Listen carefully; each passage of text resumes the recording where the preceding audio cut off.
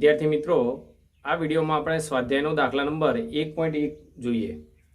રકમ શું આપી છે? 2 × 10⁻7 ઘાત કુલમ અને 3 × 10⁻7 ઘાત કુલમ વિદ્યુત ભારો ધરાવતા અને એકબીજાથી 30 સેન્ટીમીટર અંતરે રહેલા બે વિદ્યુતભારિત ગોળાઓ વચ્ચે કેટલું બળ લાગશે?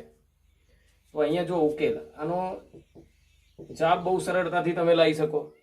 પહેલા ગોળા પરનો વિદ્યુતભાર Q1 બરાબર કેટલો છે? 2 × 10⁻7 ઘાત કુલમ. બીજા ગોળા પરનો વિદ્યુતભાર 3 × 10⁻7 ઘાત કુલમ અને તેમની વચ્ચેનું અંતર 30 સેન્ટીમીટર. મીટરમાં લખીએ તો 30 × 10⁻2 ઘાત મીટર આવું લખાય, અથવા તો તમે 3 × 10⁻1 ઘાત મીટર આવું પણ લખી શકો. -2 અને +1 એટલે -1 લખાય.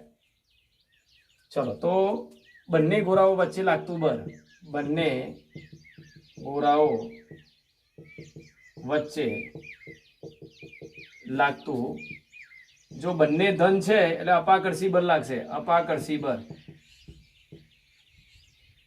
બંને ગોળા વચ્ચે લાગતું અપાકર્ષી બળ F બરાબર કે Q1 Q2 r². તો કે શું લખાય? 9 × 10⁹ ઘાત.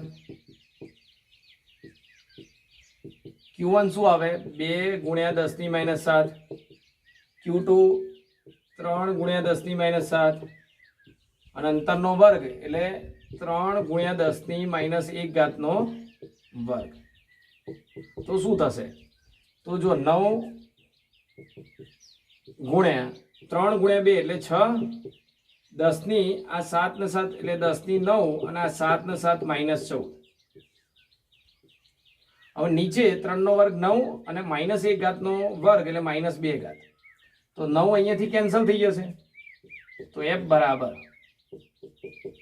હવે 6 એમના એમ જ, અને -14 માંથી 9 જાય તો -5 અને +2 ઉપર આવે એટલે -5 માં +2 એટલે 10 ની -3 ઘાત ન્યૂટન.